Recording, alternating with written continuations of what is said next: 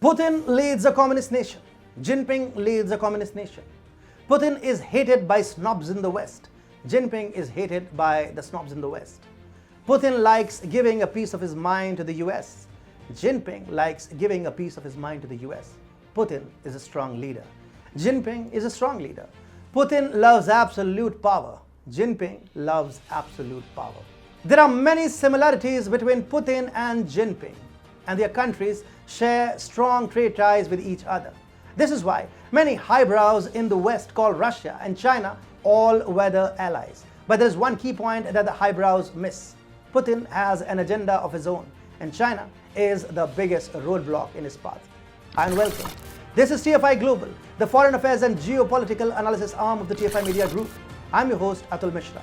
In this video, I will tell you about the carrot and stick, or rather coal and stick game that Putin is playing with Jinping. Let's begin.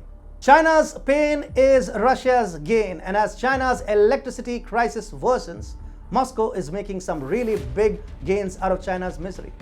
Meanwhile, Russian President Vladimir Putin is busy playing a game of coal and stick with his Chinese counterpart Xi Jinping.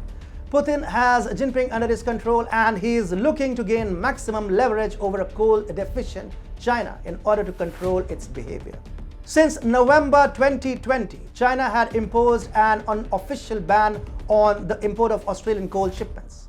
This triggered a power crisis in China as the thermal power plants accustomed to working on high calorific value coal imported from Australia had to scale down electricity generation.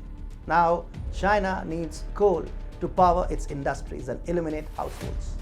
Therefore, it is ready to purchase coal at any price, which is escalating global coal and natural gas prices.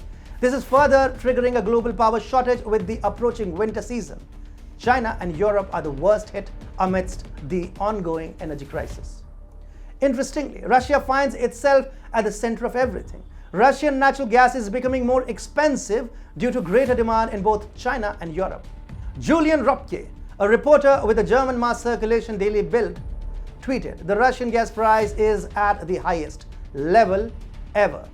While China is worst hit by the ongoing power crisis, Europe too is experiencing a shortage of energy resources like coal and natural gas. Europe wants Russian natural gas, and Russia is allegedly using the opportunity to cause a further surge in gas prices. Meanwhile, a desperate China is literally begging Russia for electricity.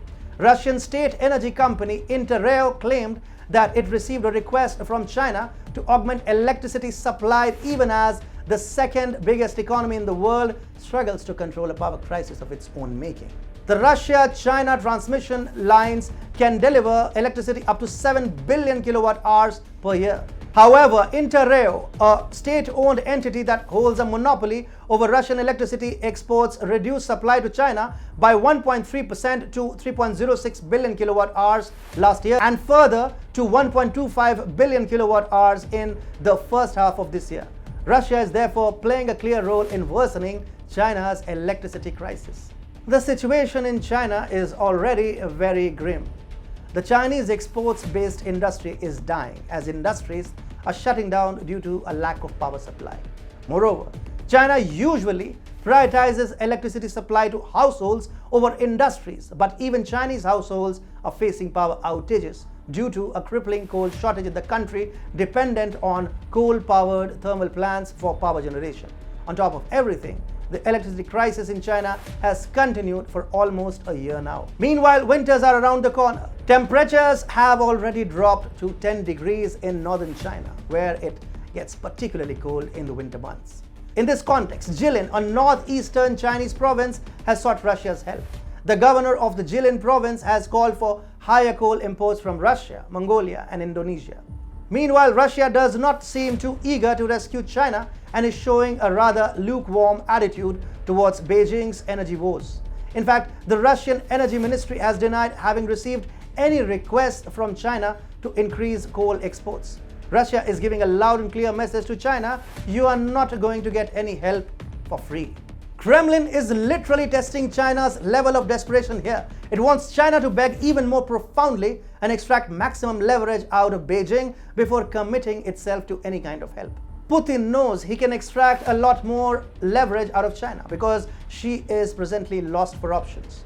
China is in the middle of a power crisis triggered by coal shortages. However, Jinping's fragile ego won't let him bury the hatchet and import enough coal from Australia. Russian coal may have low calorific value, and the Chinese power sector may be fine-tuned to work with Australian coal. But the present geopolitical dynamics are as such that she cannot afford to buy Australian coal.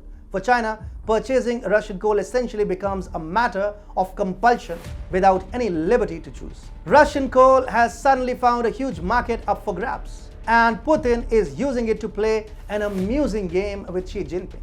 He's going to give coal to China only if it behaves well.